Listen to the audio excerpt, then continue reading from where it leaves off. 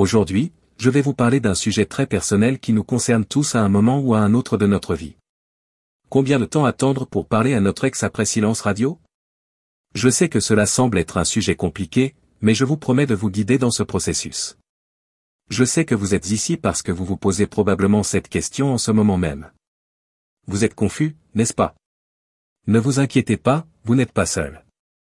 C'est une question que beaucoup de personnes se posent et qui mérite une réponse détaillée.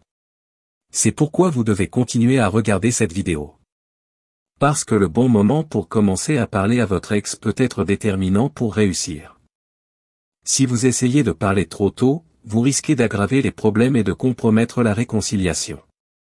Cependant, si vous attendez trop longtemps, vous risquez de rater l'occasion de renouer le contact. Il est donc essentiel de trouver un équilibre. Ensuite, je souhaite partager quelques histoires et exemples de personnes qui ont été dans la même situation que vous. Analysons les stratégies qui ont fonctionné, celles qui n'ont pas fonctionné et pourquoi. Il y avait un homme, appelons-le John. John voulait absolument se remettre avec son ex-petite amie et a donc décidé de lui parler une semaine seulement après leur rupture. Il pensait que s'il n'agissait pas rapidement, il perdrait son ex pour toujours. Il l'a donc appelée, lui a envoyé des SMS et s'est même rendu chez elle à l'improviste. Malheureusement, cette stratégie n'a pas fonctionné pour John. Son ex s'est senti sous pression et la situation est devenue de plus en plus difficile. En même temps, il y a eu Michael. Michael et sa petite amie ont également rompu, mais Michael a décidé de faire une pause. Il savait qu'ils avaient tous deux besoin de temps pour se remettre et évaluer leurs sentiments. Il a attendu un mois avant de lui envoyer un message simple et affectueux, lui demandant simplement comment elle allait. C'était respectueux et pas du tout invasif, et cela a fonctionné pour Michael. Son ex-petite amie a apprécié le geste, et ils ont pu établir un dialogue ouvert et respectueux. Au fil du temps, cela leur a permis de se rencontrer en personne et de se remettre ensemble. Pourquoi ces deux approches sont-elles des résultats si différents? Eh bien, John a agi dans le feu de l'action, sans tenir compte des sentiments de son ex. Il était plus préoccupé par ce qu'il ressentait que par ce qu'elle ressentait. Michael, quant à lui, a respecté l'espace de son ex. Il a tenu compte de ce qu'elle ressentait, et cela a fait toute la différence. Ces exemples montrent que la patience et le respect sont essentiels lorsqu'il s'agit de décider combien de temps attendre pour parler à son ex. Il est très important de tenir compte des sentiments de l'autre personne et du temps dont elle peut avoir besoin pour faire face à la fin de la relation. Parlons maintenant de quelques points auxquels vous devriez réfléchir lorsque vous décidez combien de temps attendre pour parler à votre ex-petite amie. Ces points vous aideront à mieux comprendre votre situation et vous guideront éventuellement dans votre décision. Tout d'abord, je tiens à souligner qu'il n'existe pas de bonne réponse à la question « Combien de temps attendre pour parler à son ex ?» Chaque relation est unique, chaque rupture a ses particularités et chaque personne réagit de manière différente.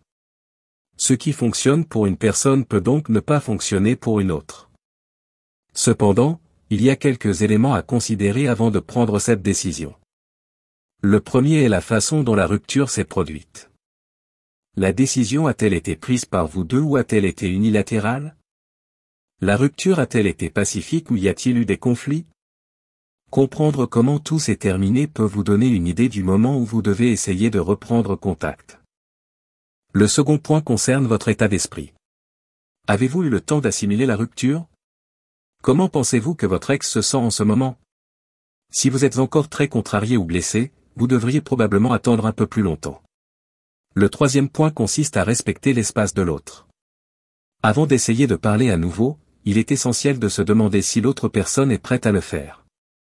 Certaines personnes peuvent avoir besoin de plus de temps pour tout accepter et comprendre. Enfin, sachez ce que vous voulez lorsque vous reprenez contact. Voulez-vous vous remettre ensemble, maintenir une amitié ou simplement avoir une dernière discussion? Comprendre ce que vous voulez peut vous aider à choisir le meilleur moment pour parler. Il s'agit seulement de quelques points à considérer. En fin de compte, la décision est très personnelle et dépend de nombreux éléments. N'oubliez pas que le plus important est de penser à ce que peut ressentir votre ex, quelle que soit votre décision. Avant de terminer, je vous invite de nouveau à consulter les liens contenus dans la description. Ils vous aideront à mieux comprendre ce dont nous avons parlé aujourd'hui. Qu'avez-vous pensé de la vidéo d'aujourd'hui? Avez-vous une histoire à raconter? Faites-le moi savoir dans les commentaires. J'aimerais savoir ce que vous en pensez. Et n'oubliez pas de me donner un j'aime et de vous abonner à ma chaîne pour voir d'autres de mes vidéos.